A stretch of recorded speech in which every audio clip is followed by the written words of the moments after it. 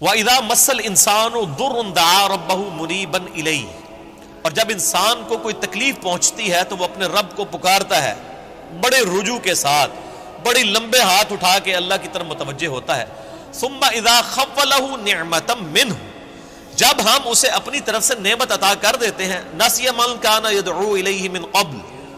تو وہ ایسا بھول جاتا ہے جیسا کہ اس نے کبھی ہمیں پکارا ہی نہیں تھا۔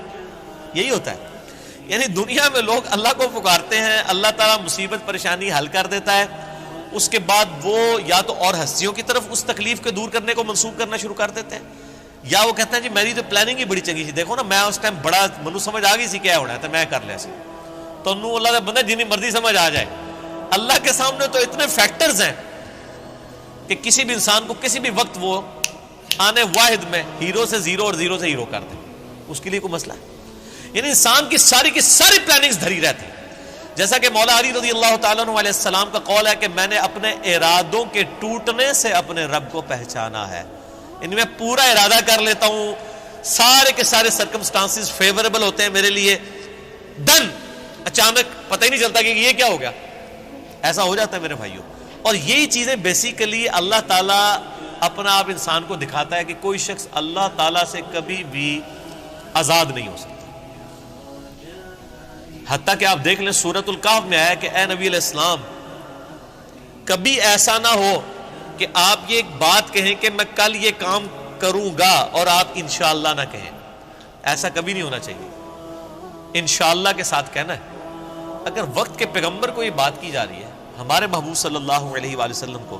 کہ آپ نے کبھی مستقبل کے بارے میں انشاءاللہ کے بغیر بات نہیں کرنی، کبھی نہیں کرنا ہے میں کام کروں گا، مگر یہ کہ انشاءاللہ ماشاء اللہ کے ساتھ، کیونکہ انسان تو صرف ان فیکٹرز کو دیکھ رہا ہوتا ہے نا جو آپ کے سامنے۔ ہم نے کئی بار چیزیں دیکھی ہیں، ہر فیکٹر کاؤنٹر کرتے ہیں، میرے جیسا تو وہمی بندہ کوئی شاید چھوڑتا ہی نہیں ہے، پھر بھی کچھ کوئی نہ کوئی پاک نکل آتی ہے بچوں، کیوں نکل آتی ہے؟ انسان کبھی آزاد نہیں ہوتا اللہ سے، اس کی تقدیر سے کبھی آزاد نہیں ہوتا۔ اسی لیے الحمدللہ عرصہ دراز سے ہم اپنی پوری ایفرٹ کر کے اس کے بعد اللہ پر ہی توقع رکھتے ہیں، اور میں یعنی جتنا اپنے دنیاوی معاملات میں یا دین کے کام میں ریسورسز کو مینیج کرنے میں وہمی ہوں نا، اس سے زیادہ میں الحمدللہ عرصہ دراز سے اللہ کے بارے میں وہمی ہوں کہ جب کچھ میں سب کچھ کر لیتا ہوں نا، اور مجھے سب سے زیادہ جس چیز کی ٹینشن ہوتی ہے نا وہ اللہ کی ہوتی ہے کہ اللہ تعالیٰ کو رکاوٹ نہ ڈال دے، اللہ کی طرف متوجہ رہتا ہوں ہر معاملے میں۔ اور اس کا میں نے پھر پازیٹیو رزلٹ دیکھا ہے کہ میرے بگڑے ہوئے کام جس میں میں نے کئی چیزیں اوور لک کی ہوئی ہوتی ہیں وہ پھر اللہ نے سنبھالی ہوتی ہیں، وہ خود بخود ریزالو ہونی شروع ہو جاتی ہیں، پتہ ہی نہیں چلتا کہ کہاں سے اللہ تعالیٰ معاملات کو سیدھا کرتا ہے۔ وَمَن يَتَّقِ اللَّهَ يَجْعَل لَّهُ مَخْرَجًا وَيَرْزُقْهُ مِنْ حَيْثُ لَا يَحْتَسِبُ، یہ قرآن کی آیت ہے سورہ طلاق کی، جو کوئی اللہ پر تقوی اختیار کرے گا ہم اس کو وہاں سے رزق دیں گے کہ اسے گمان بھی نہیں ہوگا۔ ان اللہ بالغ امری، اللہ تعالیٰ اپنے کاموں کو پورا کر کے رہتا ہے، اللہ نے جو ارادہ کر لیا نا جس کام کو بلوغت تک لے کے جانے کا وہ اس نے کر دیتا ہے، لیکن قد جعل اللہ لکل شیء قدرا، لیکن ہر چیز کے لیے اللہ نے ایک اندازہ مقرر کر رکھا ہے، یعنی جب وہ وقت آئے گا نا تبھی وہ معاملات ہوں گے، اس سے پہلے نہیں ہو سکتے، آپ جتنا مرضی ٹل لگا لیں، جس چیز کا جو وقت ہے وہ اسی وقت پہ ہونا۔ تو اللہ تعالیٰ فرماتا ہے کہ یہ جب ہم ان کو عطا کر دیتے ہیں پھر یہ فوراً اللہ کو بھول جاتے ہیں۔ وہ میں اگلے دن وہ قاسم علی شاہ صاحب کی ایک ویڈیو دیکھ رہا تھا، انہوں نے بڑی اچھی بات کی واصف علی واصف صاحب کے حوالے سے۔ وہ کہہ رہے تھے کہ وہ بتا رہے تھے کہ اللہ کی طرف آپ کی توجہ اور توکل کا لیول کیا ہونا چاہیے۔ ایک تو وہ توکل ہے جو ہمیں واعظین کی تقریروں میں نظر آتا ہے، ان کی کتابوں میں نظر آتا ہے، پریکٹیکلی وہ 1% اللہ پہ توکل نہیں کرنے والے ہوتے ہیں۔ اگر اللہ پہ توکل ہو تو وہ اپنے چاہنے والوں اور مریدین سے چندے اکٹھے نہ کر رہے ہوں اور ایک ایک چیز کی ٹینشن کر رہے ہوں، تو وہ ایسے معاملات نہیں ہوتے۔ وہ میرے ایک دوست ہیں، یہ واقعہ آپ نے یاد رکھنا ہے، میں دوبارہ آپ کو قاسم علی شاہ صاحب والا بعد میں سناتا ہوں، مجھے ایک اور واقعہ یاد آیا۔ میرے ایک دوست ہیں تو وہ کہتے ہیں کہ میرے ساتھ ایک پیر صاحب کے بیٹے جو ہے نا وہ کالج میں پڑھتے تھے، تو وہاں پہ کافی وہ عرس وغیرہ لگتا تھا، بڑے دور دراز سے لوگ آتے تھے، تو کہتے ہیں کہ وہ جب جن دنوں میں عرس ہوتا تھا نا تو وہ پولیس کو بار بار فون کر رہے ہیں کہ جناب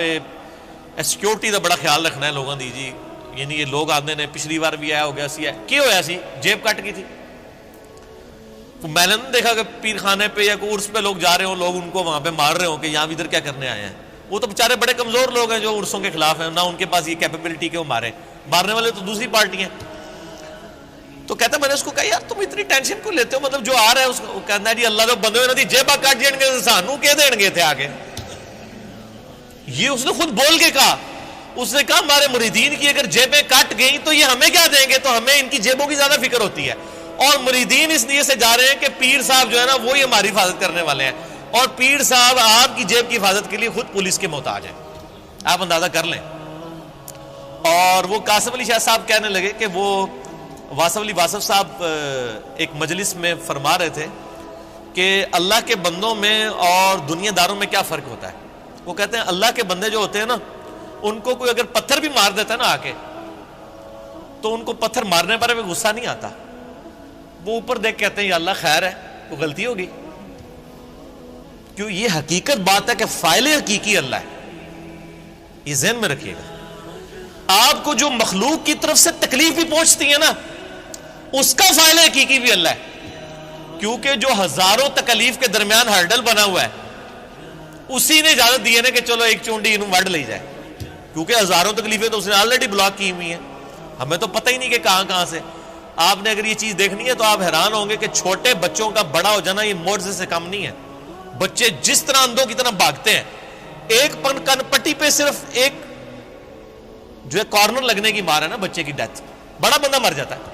کس طرح بستروں سے گرتے ہیں, جا کے کبھی کہیں گرتے ہیں, سیڑھیوں سے نیچے گر جاتے ہیں, کہیں جا کے لگتے ہیں, کبھی کچھ ٹوٹ جاتا ہے, کبھی ادھر آگ کے قریب بندہ کہتا ہے اوہ شکر ہے جی بس نیڑے ہی نیڑے بچا ہے,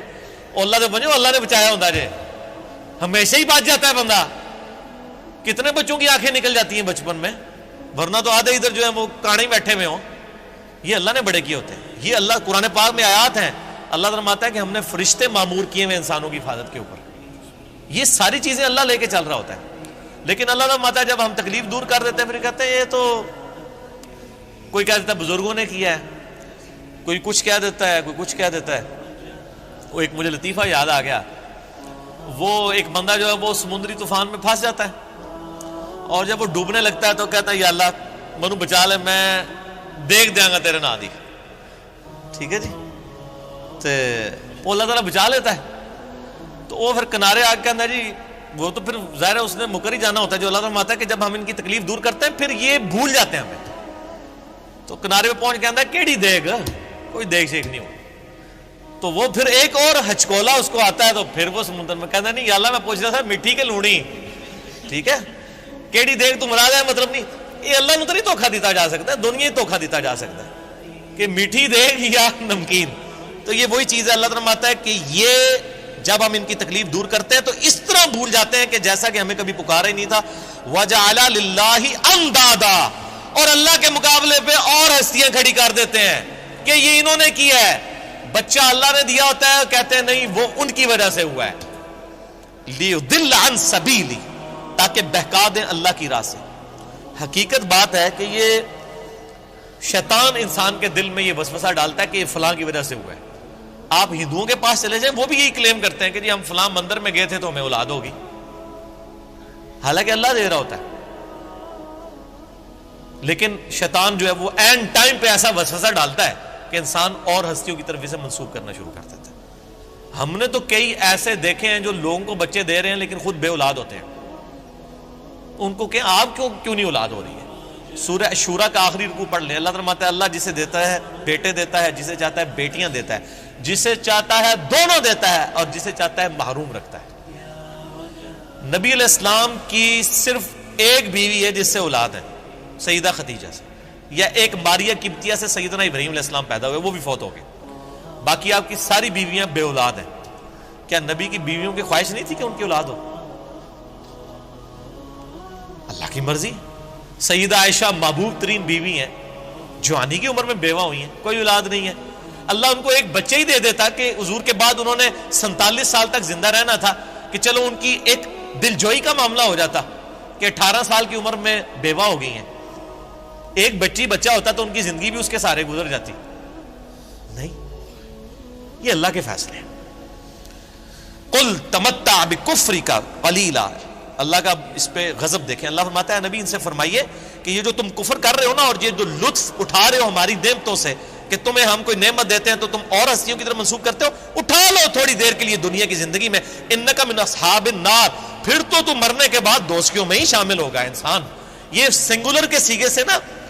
ایز اے ڈاکٹرین یہ لفظ استعمال ہو رہا ہے کہ تو اٹھا لے جو کچھ تو نے نفع اٹھانا ہے دنیا کی زندگی میں, تو منسوب کر لے مخلوق کی طرف, پھر تو نے مر کے نا ہمارے پاس جب آنا ہے تو آگ ہی تیرا مقدر ہوگی, دنیا میں تو نے جو کچھ کرنا تھا وہ کر لیا.